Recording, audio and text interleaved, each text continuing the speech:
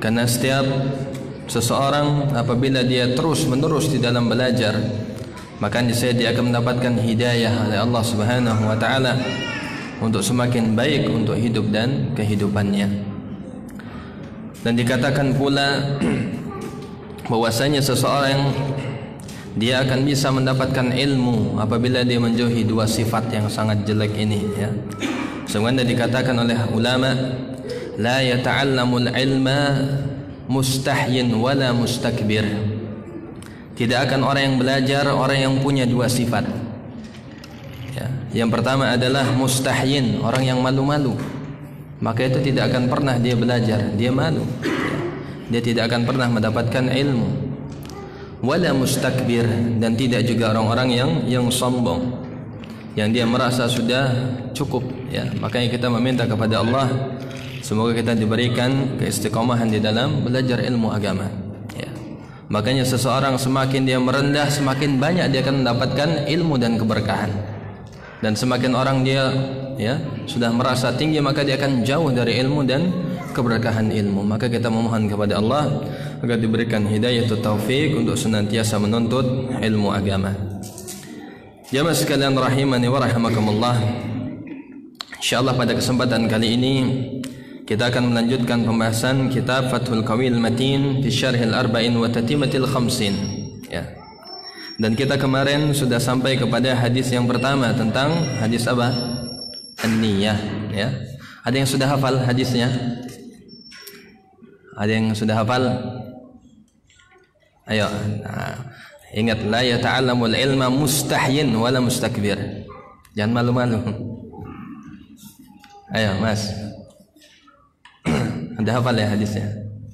Coba uzkur al-hadis anin niyah.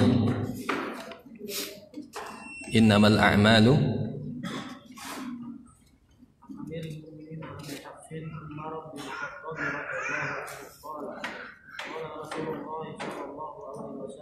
Aywa. Innamal a'malu ومن كانت هجرته إلى الله ورسوله فهجرته إلى الله ورسوله ومن كانت هجرته لدنيا يصيبها أو امرأة فهجرته إلى ما هاجر إليه. أيوة رواه. Ayo, santum barakallahu fikum, ya. Jadi sebisa mungkin kita hafalkan hadisnya, karena insyaallah, ya, ini tinggal sedikit kita akan memasuki hadis yang kedua, hadis yang panjang, ya, hadis Jibril. Maka sebisa mungkin kita menghafal juga hadis Nabi Sallallahu Alaihi Wasallam supaya kita lebih kuat pemahaman kita, ya. Dan kita akan melanjutkan pada poin yang ketujuh. Qala Ibnu Rajab, berkata Ibnu Rajab, ya, waqad ishtahara anna qissata muhajir Ummi Qais hiya kanat sabab qaulin Nabi sallallahu alaihi wasallam. Beliau Syekh Abdul Muhsin membawakan ucapan Ibnu Rajab Al-Hambali, ya, bahwasanya sungguh telah masyhur, ya, telah dikenal bahwasanya kisah, yaitu orang yang dia berhijrah kepada Ummu Qais, itu merupakan sebab daripada ucapan Nabi sallallahu alaihi wasallam, ya. Jadi dikatakan di sini bahwasanya sababul wurud dari perumpamaan yang Nabi sallallahu alaihi wasallam bawakan tentang masalah niat, yaitu apa?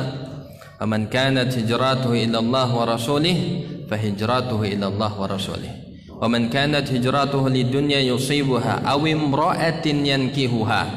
Nah, daripada kata awimra'atin atau wanita yang ingin dia nikahi, maka banyak para ulama yang mengatakan bahwasanya sebab Nabi sallallahu alaihi wasallam, ya, memberikan perumpamaan tersebut adalah dikarenakan ada seseorang yang dia berhijrah dari satu tempat ke tempat lain, yaitu untuk menikahi seorang wanita yang bernama Ummu Qais, ya.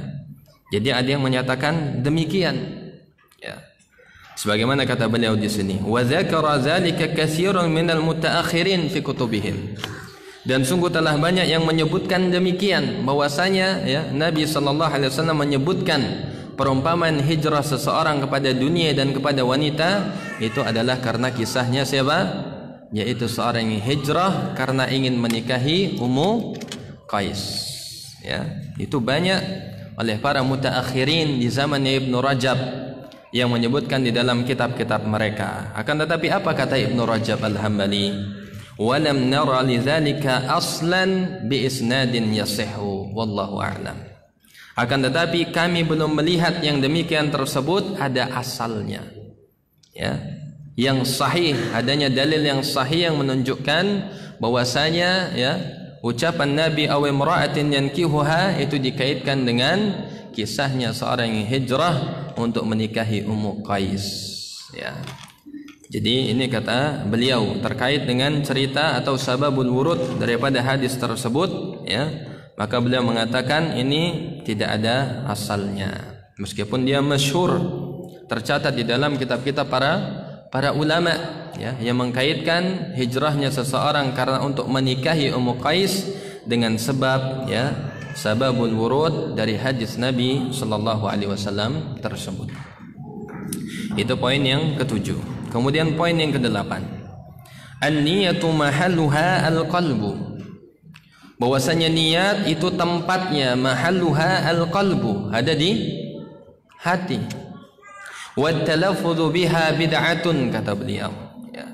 Dan kita melafadzkan niat maka itu sebuah kebid'ahan, sesuatu yang diada-ada yang tidak pernah dicontohkan oleh Nabi dan para sahabat. Fala yajuzu talaffudzu bin niyati fi ayyi qurbatin minal qurab, kata beliau, ya. Maka tidak boleh untuk melafadzkan niat yang mana niat itu tempatnya ada di dalam hati kemudian kita lafadzkan di setiap ibadah apapun dari ibadah-ibadah yang ada, karena memang tidak ada dalilnya. Antum bisa menerjemahkan niat antum dengan lafadz? Tidak bisa. Lalu bagaimana seseorang kemudian mengada-ada, usolli fardu maghribi salasa rakaatin mustaqbilal kiblati adaan imaman, ya, itu kan disebutkan semua. Saya salat fardu maghrib berapa rakaat, kemudian apa lagi yang disebutkan?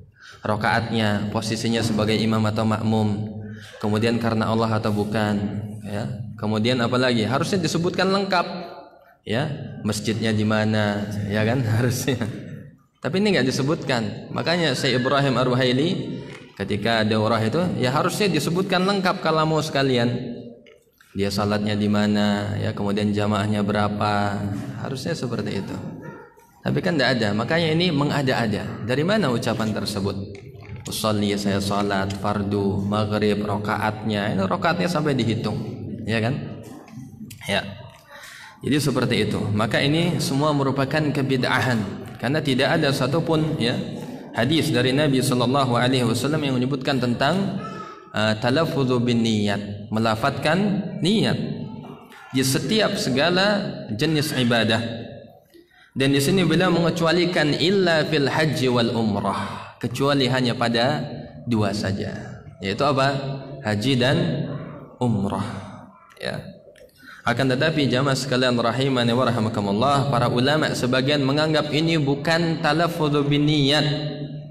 Ini bukan termasuk melafadzkan niat, bukan, ya. Akan tetapi ini seperti seseorang yang dia akan salat kemudian dia takbiratul ihram, ya kan? Kita kalau salat Allahu Akbar, ini rukun takbiratul ihram, ya. Maka seorang yang akan berhaji atau berumrah dia mengucapkan talbiyah labbaik Allahumma umratan atau labbaik Allahumma hajjan. Maka sebagian para ulama mengatakan itu bukan at-talaffudzu bin niyyah, akan tetapi itu seperti seseorang yang takbiratul ihram, dia mengucapkan sesuatu Allahu Akbar, ya. Sebagaimana kata Nabi sallallahu alaihi wasallam, miftahus salat at-tahuru, ya. Pembuka salat itu adalah bersuci, ya. Wa tahrimuha at-takbiru, dan yang mengharamkannya, ya, itu adalah dengan kita bertakbir. Maka haram kita mengucapkan selain daripada doa-doa salat. Haram kita melakukan perbuatan yang tidak berhubungan dengan salat. Nah, itu maksudnya adalah takbiratul ihram. Wa tahliluha taslim, dan penghalalnya adalah setelah kita salam, ya. Jadi kalau kita kaitkan maka itu sebenarnya bukan, ya, bukan talaffudzu bin niyyah, bukan kita melafadzkan niat, tetapi itu diumpamakan seperti seseorang yang takbiratul ihram, dia memulai sesuatu dengan takbiratul ihram. Ya, meskipun di sini para ulama ya termasuk penulis dia menguatkan bahwasanya itu termasuk melafadzkan niat dan hanya dibolehkan pada saat umrah dan haji saja. Ya, kalau yang lainnya tidak ada sama sekali. Ya, jadi mereka berselisih apakah ini termasuk niat, ya, melafadzkan niat atau bukan. Ya, bagi yang menganggap ini termasuk lafadz niat, ya maka dianggap ya inilah lafadz niat yang dibolehkan, hanya ini saja yang ada dalilnya. Adapun yang lainnya tidak ada, ya. Falahu an yusammiya fi talbiyatihi ma nawah, ya. Maka baginya dia yusammiya menyebutkan di dalam talbiyahnya apa yang dia niatkan, ya. Min kiranin, baik itu seseorang yang haji itu melakukan haji kiran, ya. Au ifrat atau haji ifrat, au tamattu' atau dia melakukan haji tamattu'. Fayaqulu, maka dia mengatakan kalau dia hajinya kiran, ya, labbaika umratan wa hajjan. Labbaika umratan wa hajjan. Umrah dulu kemudian haji. Umrah dan haji sekaligus. Kalau dia ifrat, labbaika hajjan, ya. Kemudian kalau dia tamattu' maka dia berumrah dulu, ya, labbaika umratan. Li subuti sunnati fi dzalika duna ghairih, dikarenakan ya telah tetapnya ada keterangan dari sunnah Nabi sallallahu alaihi wasallam terhadap hal tersebut, tidak selainnya, hanya pada haji dan umrah saja. Itu menurut beliau. Jadi beliau memandang bahwasanya dibolehkan at-talaffudzu bin niyyah khusus hanya pada haji dan umrah saja. Ulama yang lainnya menganggap ini bukan talaffuz bin niyyah. Akan tetapi ya, yaitu seperti seseorang yang bertakbiratul ihram, dia mengucapkan sesuatu sebagai tanda dia memulai ibadah, ya. Jamaah sekalian rahimani wa rahimakumullah. Kemudian pada poin yang ke-9, ini poin yang terakhir, mimma yustafadu minal hadis. Apa yang bisa kita petik, kita ambil dari hadis innamal a'malu binniyat? Yang pertama kata beliau, annahu la amala illa biniyatin, bahwasanya tidak ada sebuah amalan melainkan ada motivasi niatnya, ya. Jadi makanya seseorang tidak perlu dia melafadzkan niat, karena setiap orang itu sudah ada motivasi niat di dalam dirinya, ya. Karena makna niat kemarin itu apa? Al-qasdu, keinginan seseorang, ya. Dia ingin makan, maka dia sudah berniat makan. Dia ingin pergi ke kajian, maka dia sudah mendapatkan niat kajian, ya. Tinggal bagaimana menghadirkan, ya, dengan niat yang benar-benar sungguh-sungguh karena Allah, maka itu yang apa? Yang dituntut di dalam syariat, menghadirkan niat, ya. Adapun kita pergi kemana, kita sudah berniat, tetapi untuk di dalam masalah ibadah harus dihadirkan betul-betul, ya, karena Allah Subhanahu wa taala. Kemudian yang kedua, annal a'mala mu'tabaratun biniyatiha, bahwasanya setiap amal-amal itu dianggap sesuai dengan niat-niatnya, ya. Dan kemarin sudah kita jelaskan di dalam hadis tersebut yang disebut dengan al-a'mal, ya. Ada yang mengatakan khusus pada di dalam masalah, ya, at-taqarrub saja, di dalam masalah ibadah saja, ya. Akan tetapi juga dijelaskan di situ bisa bermaknanya adalah setiap amalan yang kita kerjakan, ya, maka dia menjadi dianggap sesuai dengan niat kita. Jadi kalau dia niatnya ibadah, ya, maka akan dinilai ibadah, akan diganjar dengan pahala. Kalau dia sesuatu yang mubah kemudian diniatkan dalam rangka untuk ketaatan kepada Allah, dia juga akan dianggap sesuai dengan niatnya, ya. Jadi bahwasanya setiap amalan itu akan dianggap, ya, akan menjadi sah, dia diterima atau tidak, ya. Kemudian dia akan mendapatkan ganjaran atau tidak, itu sesuai dengan niat yang ada di dalam dirinya. Kemudian yang ketiga, anna thawabal 'amil ala 'amalihi ala hasabi niyyatih, bahwasanya pahala seseorang yang melakukan suatu amal, ya, maka dia tergantung kepada niatnya, ya. Ini mirip sebenarnya, tapi ini berkaitan dengan pahalanya, ya. Sebagaimana kata Nabi sallallahu alaihi wasallam, ya, innamal a'malu binniyat wa innamal likulli imri'in ma nawa, ya. Dan setiap orang akan mendapatkan sesuai dengan apa yang dia niatkan, ya. Jadi makanya para ulama menjelaskan di dalam kita beramal itu ada dua niat. Ya, yang mungkin kemarin itu belum saya jelaskan. Ada yang namanya niatul amal. Jadi niat kita ini mengamalkan apa? Ya. Ibadah yang kita lakukan ini yang wajib atau yang sunnah? Kalau yang wajib itu wajib yang apa? Misalnya salat. Salat ini salat apa? Maghrib, isya, subuh, asar, karena banyak ibadah-ibadah salat yang wajib. Maka harus ada namanya niatul amal. Kita posisikan kita sedang melakukan, ya, kita meniatkan ibadah yang dimaksud. Ya. Salat maghrib, kita yakin salat maghrib ini kita niatkan salat maghrib. Jangan salat maghrib niatnya kita dalam hati isya. Ada yang pernah gitu kan? Jadi kita lupa. Ternyata kita ini masih posisinya maghrib, tapi ternyata niatnya isya.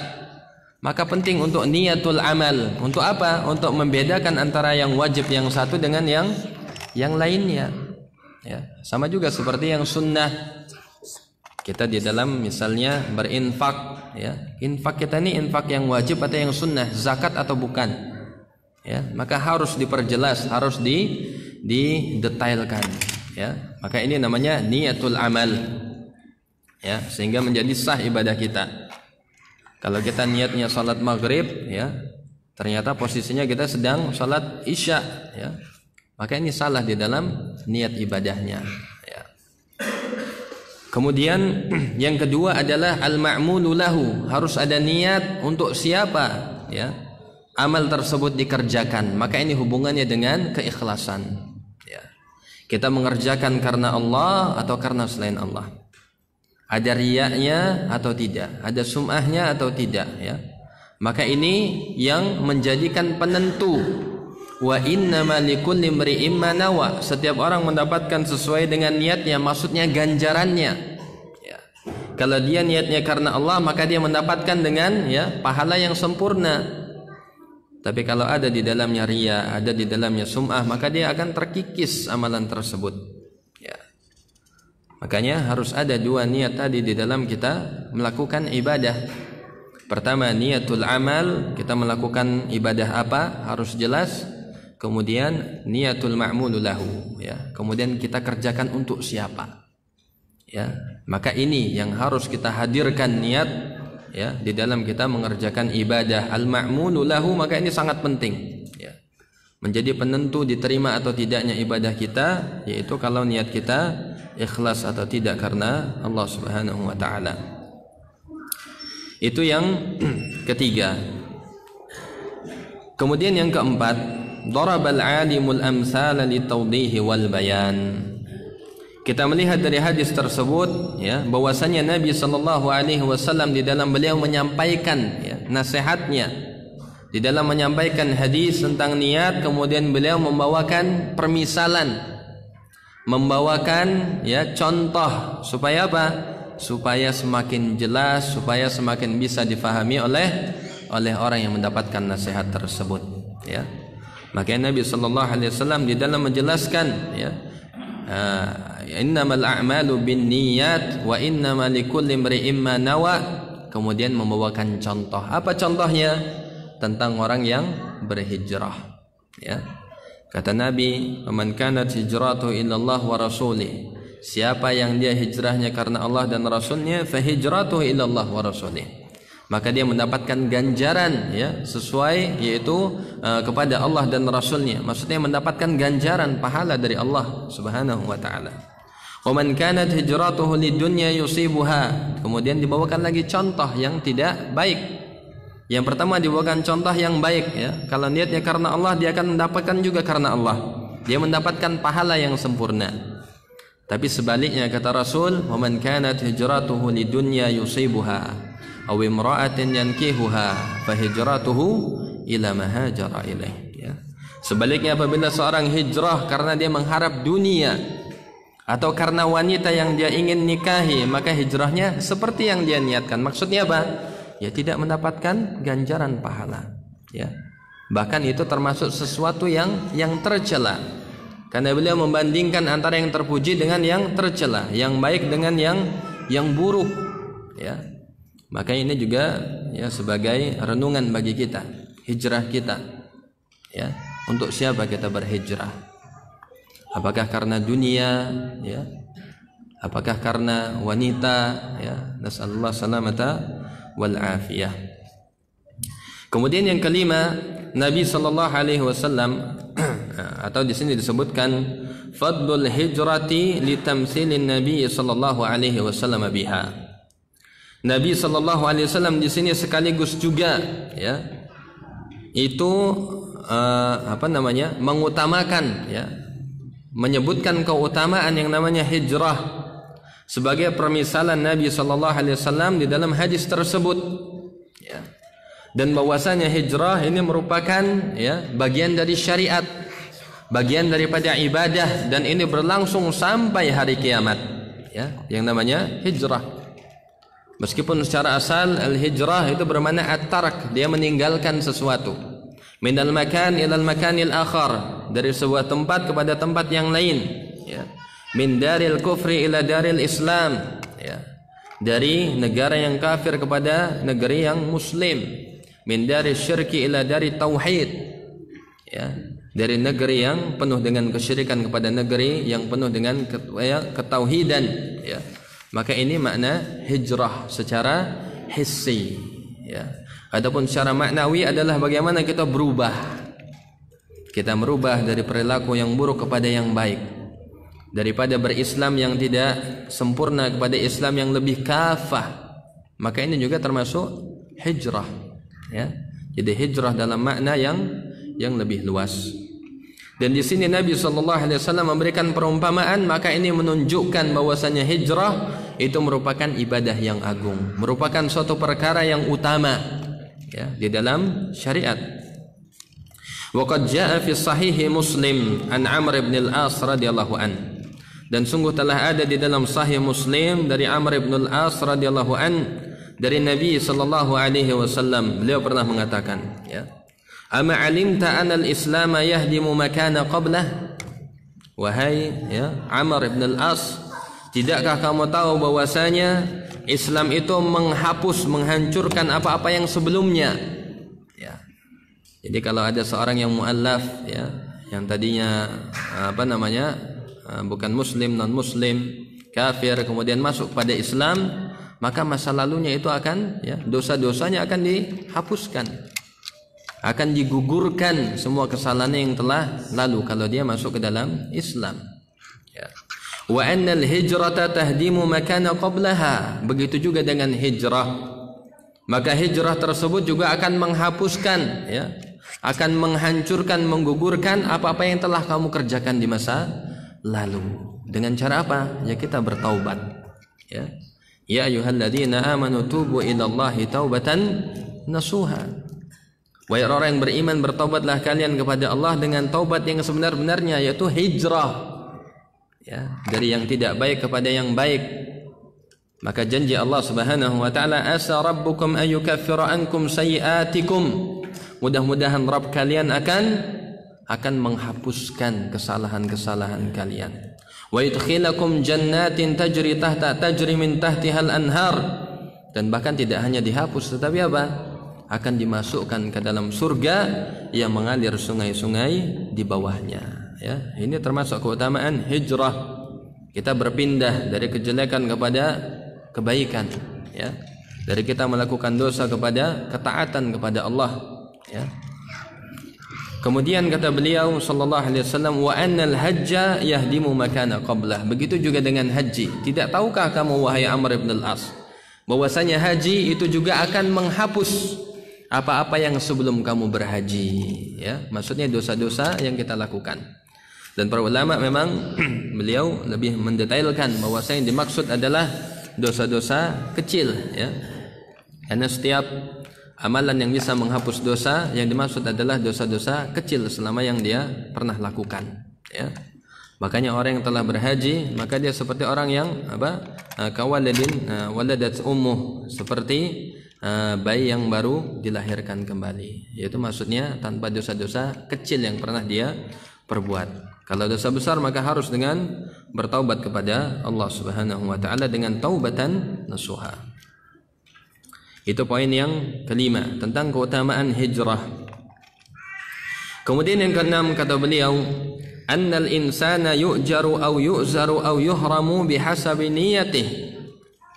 bahwasanya seorang manusia itu akan diganjar dengan pahala atau akan dihukum ya, atau akan mendapatkan dosa atau diharamkan dari melakukan sesuatu juga dikarenakan niat ya. Jadi niat ini menentukan amalan kita. Terkadang amalan itu amalan yang biasa, yang mubah, tetapi kemudian dia yu'jaru, dia diberikan pahala atasnya karena apa? Niat. Dan ada amalan yang mubah juga tetapi dia mendapatkan dosa karenanya karena niat ya. Jadi niat ini memainkan peranan yang sangat penting di dalam amalan kita ya. Sesungguhnya dikatakan wa kam min amalin saghirin ya tukabbiruhu niyyah. Betapa banyak amal yang saghir, yang terlihat kecil, akan tetapi apa? Menjadi besar karena niat. Wa kam min amalin kabirin tusaghiruhu niyyah. Dan betapa banyak amalan yang terlihat besar, Masya Allah ya, tetapi dia menjadi kecil di hadapan Allah karena niat ya. Orang dia berinfak ya, dengan infak yang sangat banyak ya, dengan uang yang besar, membangun masjid, membangun sekolah, tetapi niatnya supaya untuk dilihat manusia, maka ini tidak ada nilainya di sisi Allah. Karena apa? Niat ya. Ada orang yang dia menyingkirkan gangguan, hanya ranting dari jalan supaya tidak mengganggu manusia, kemudian dia dimasukkan surga oleh Allah Subhanahu wa taala karena apa? Niatnya ikhlas. Insyaallah ya. Jadi masalah niat sungguh sangat ya, sangat agung.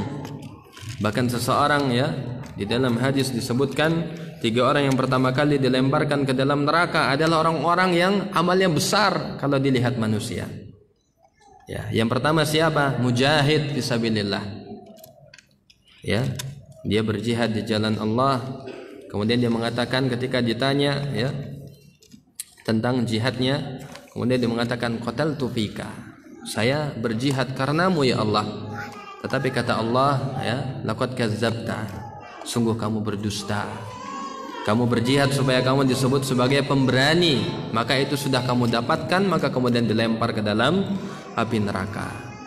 Kemudian ada orang yang alim, yang qari ya, nasallahu salamata wal afiyah, kita berlindung kepadanya, yang dia kemudian juga mengatakan ya, dia membaca Al-Qur'an siang dan malam, dia mengajarkan ilmu ya, tetapi kata Allah, laqad kadzdzabta, sungguh kamu berdusta ya. Kamu ingin disebut sebagai seorang yang alim, yang qari, maka itu sudah kamu dapatkan, kemudian dicemplungkan lagi ke dalam neraka. Yang terakhir siapa? Itu orang yang jawadun karim, orang yang punya harta. Ini fitnah semua. Orang yang diberikan ilmu, maka ini terdapat fitnah, yaitu masalah niat. Orang yang diberikan ya kemampuan, keberanian jihad, dia juga diuji dengan niatnya. Orang yang diberikan harta yang banyak juga diuji dengan niatnya ya. Kemudian dia mengatakan, sesungguhnya saya menginfakkan karenamu, tapi kata Allah, laqad kadzdzabta, sungguh kamu berdusta. Kamu berinfak supaya disebut dengan jawad, supaya orang ya, menyebutmu orang yang dermawan, dan sungguh kamu telah mendapatkannya, dan kemudian dilempar ke dalam api neraka. Nas'alullah salamata wal afiyah. Jadi masalah niat ini bukan masalah yang kecil ya. Dia sesuatu yang tidak bisa kita rasakan kecuali kalau kita sadar di dalamnya. Makanya para ulama mewajibkan niat itu harus ihdarun niyyah, harus benar-benar dihadirkan ya, harus kita sadar kita niatnya karena Allah, baru kemudian kita lakukan amalan tersebut ya. Karena kalau dilakukan tanpa sadar, tanpa ihdarun niyyah, maka bisa jadi ya dia terkontaminasi dengan yang namanya ar-riya ya, atau sum'ah. Nasallallahu salamata wal afiyah. Kemudian yang ketujuh kata beliau, annal a'mala bihasabi ma takunu wasilatan lah. Faqad yakunu syai'ul mubah fil asl yakunu ta'atan idza nawa bihi al-insanu khaira. Ya. Bahwasanya amalan-amalan ya tergantung kepada apa yang menjadi wasilah baginya. Dan terkadang sesuatu yang mubah secara asal, maka dia bisa menjadi suatu ketaatan, bernilai ketaatan di sisi Allah apabila dia meniatkan kebaikan di dalamnya ya. Jadi di dalam perkara yang mubah kita bisa mendapatkan banyak sekali pahala selama kita hubungkan, kita kaitkan dengan ketaatan kepada Allah ya. Misalnya kita bekerja mencari nafkah, jadi jangan semata-mata kita cari duit, ya, jangan. Tapi betul-betul kita niatkan ya mencari nafkah ya untuk menghidupi keluarga, dan itu diperintahkan di dalam syariat ya. Kita meniatkan dalam rangka ibadah menafkahi keluarga kita ya. Kalau kita olahraga, ada yang suka lari-lari, naik sepeda, niatkan supaya apa? Supaya kuat di dalam ibadah. Jangan kita kuatnya naik sepeda tapi ngajinya ngantuan ya. Atau kita kuat naik gunung tapi niatnya hanya semata senang-senang. Coba diniatkan sambil kita mempelajari keesaan Allah, kebesaran Allah dari ayat-ayat kauniyahnya ya. Ada yang suka naik gunung, ikhwan sekalian? Ada. Jadi naik gunung sambil kita niatkan, ayo kita sambil melihat bagaimana kebesaran Allah. Kita melihat di sana pemandangan yang begitu luas ya. Kita melihat, masya Allah, kita ini ternyata sangat kecil ya. Jadi dengan cara-cara itu suatu yang mubah juga akan bernilai ibadah. Atau ada yang suka berenang, niatkan supaya tubuhnya kuat. Kenapa? Karena al-mu'minul qawiyyu ahabbu ilallah minal mu'minid dha'if ya. Orang mukmin yang beriman yang kuat itu lebih dicintai ya oleh Allah daripada mukmin yang lemah. Wa fi kullin khair, meskipun pada keduanya karena iman adalah sama-sama mereka baik. Hanya lebih baik orang yang kuat ya. Maka bisa kita niatkan ya, kita memanah, jelas kalau memanah ada tuntunannya ya, berenang juga ya, tapi tetap harus dihadirkan niat tersebut supaya kita mendapatkan pahala di sisi Allah Subhanahu wa taala. Itu yang ketujuh. Kemudian yang kedelapan, annal amal al-wahid yakunu li insanin ajran wa yakunu li insanin hirmanan.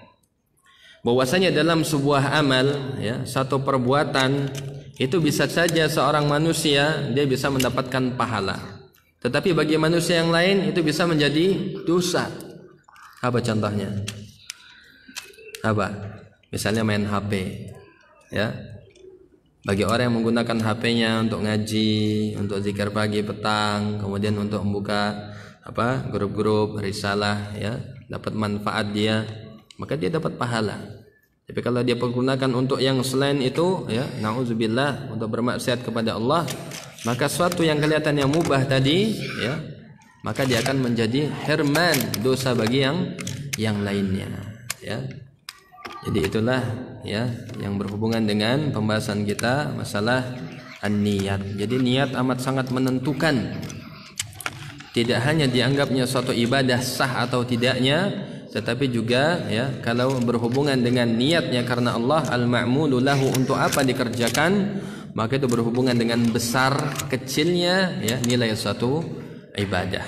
Bahkan suatu yang mubah bisa menjadi mendapat pahala kalau dikaitkan karena Allah Subhanahu wa taala. Dari hadis atau penjelasan hadis yang pertama mungkin ada yang ingin ditanyakan? Ya, tafadhal. Bagaimana kalau kita niatkan untuk mendapatkan pahala? Contohnya sama sholat, Ustaz.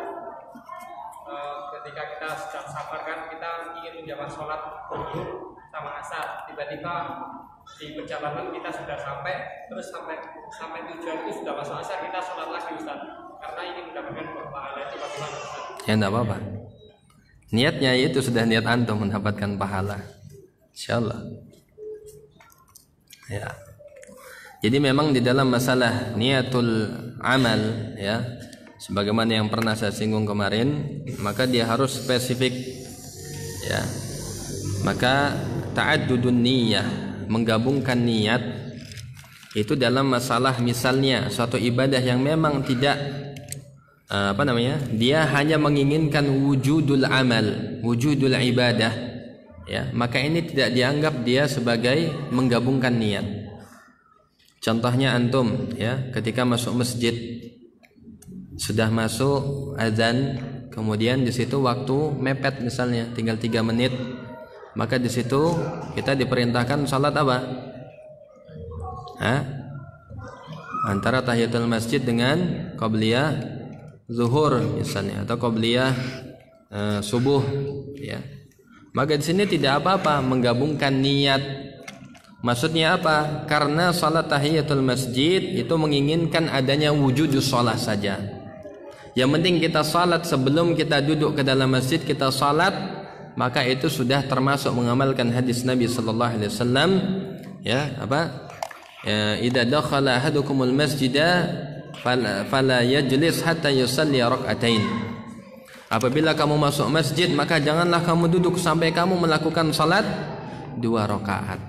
Ya, maka kemudian kita melakukan qobliyah subuh, maka itu sudah mencukupi hadis tersebut. Ya. Jadi itu yang disebut dengan bolehnya kita menggabungkan niat di dalam perkara yang memang itu tidak dimaksud salat tertentu. Ya.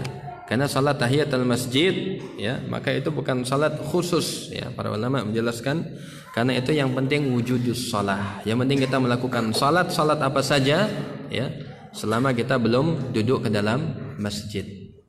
Sama seperti juga misalnya salat wudu, ya, setelah kita wudu kemudian diperintahkan untuk salat, maka boleh antum sambil mengerjakan salat yang lainnya, karena yang penting adalah wujudus shalah ba'dal wudu, yaitu adanya salat setelah melakukan wudu, ya. Sama seperti juga misalnya apa? Mandi Jumat yang kemarin, ya. Jadi mandi Jumat dengan antum, ya, misalnya yang sudah menikah, ya, yang sudah menikah tahu, ya, dia melakukan suatu sunnah, ya, kalau yang jomblo nggak paham. Kemudian dia mandi dengan mandi yang wajib, ya. Dan di dalam hadis yang lain kata Nabi SAW, ghuslu yaumal jum'ati wajibun ala kulli muslim. Mandi pada hari Jumat itu wajib bagi seorang muslim, ya. Meskipun para ulama ada yang mengatakan itu juga sunnah, bukan wajib, meskipun redaksinya wajib. Maka boleh seseorang yang sudah, ya, tadi mandi karena melakukan sunnah, ya, kemudian dia tidak melakukan mandi yang Jumat tadi karena sudah mencukupi.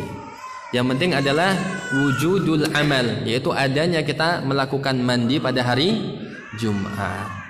Jadi seperti itu. Tapi kalau antum meniatkan saya salat maghrib, isya, subuh digabung, maka ini bid'ah, ini bahaya nih. Semuanya digabung, ya. Karena tujuan daripada syariat itu adalah kita memperbanyak amal, bukan meringkas amal menjadi sedikit, apa? Menjadi apa istilahnya? Menjadi singkat dan padat. Enggak, ya. Kita ingin semuanya dalam satu ibadah kita dapat semuanya. Oh, kita berarti bakhil sekali kita, ya. Kita tidak ingin beribadah, menikmati ibadah kepada Allah Subhanahu wa taala. Ya, jadi seperti Allah taala a'lam. Fadhal. Menjelaskan momen baru ini, contoh saya dengan istri jalan, tiba-tiba ada tulis terus mau kasih itu, semoga saya tahu itu sebagai contoh apa informasi iya, dan momen baru ini seperti apa? Iya. Ya memang benang tipis antara riya dengan kita syiar, ya. Sama seperti ini. Ini bahaya ini. Antara syiar dengan riya ini berbahaya, ya. Jadi benangnya tipis sekali. Tinggal bagaimana kita bisa benar-benar, ya, menghadirkan kalau kita ingin syiar, ya. Sama seperti tadi, ya. Dan para sahabat pun melakukannya, ya. Ketika ada yang berinfak maka dia menunjukkan saya berinfak sekian. Tujuannya apa? Supaya syiar, mengajak yang lain untuk juga berinfak. Maka itu boleh. Man sanna fil Islami sunnatan hasanatan, ya. Barang siapa membuat sunnah yang baik, contoh yang baik, ya, maka dia akan mendapatkan pahalanya dan pahala orang yang mengikutinya, ya. Tapi ya itu tadi, benang tipis. Tapi kalau kita niatnya riya supaya dilihat, supaya dipuji, maka justru kita tidak akan mendapatkan apa-apa. Jadi makanya perlu ihdarun niyah adalah untuk memperjelas tadi niat tadi. Niat kita untuk syiar atau niat kita untuk, ya, untuk benar-benar riya misalnya. Nauzubillah, ya. Jadi bagaimana menghadirkan niat? Ya dikembalikan lagi, ya. Apakah saya ini akan melakukan karena Allah atau karena riya? Maka itu harus kita yang tahu. Bukan orang yang tahu, kita yang paling tahu tentang diri kita. Ya, Allah taala a'lam. Ada lagi? Fadhal. Misal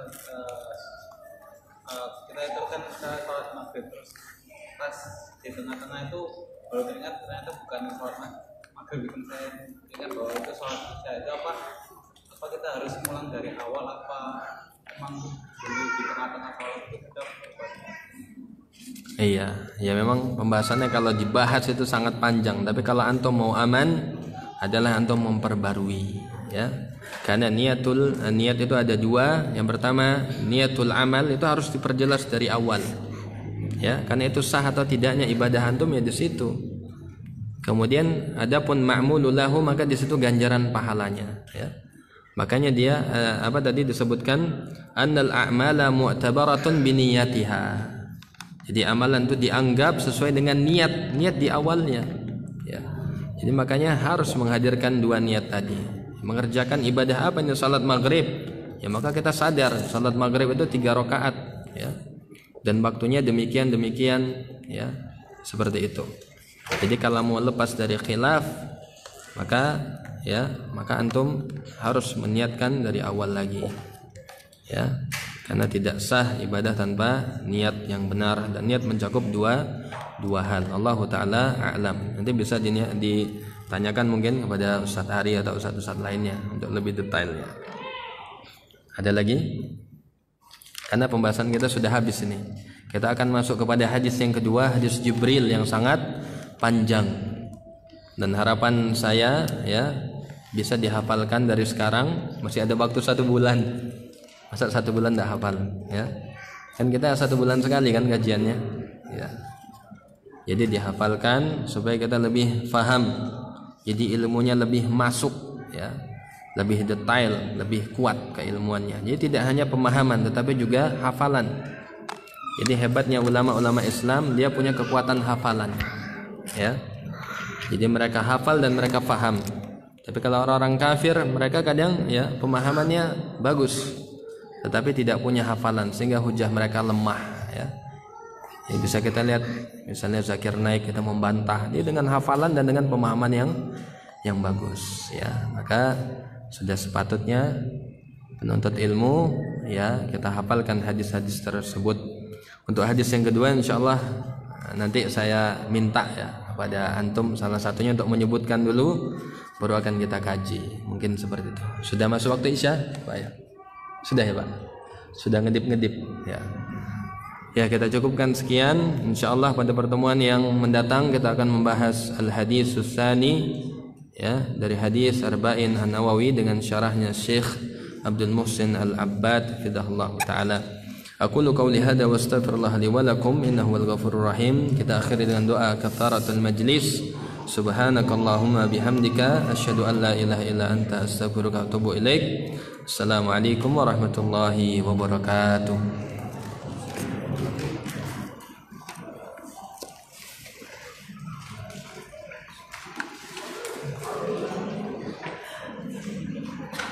Allah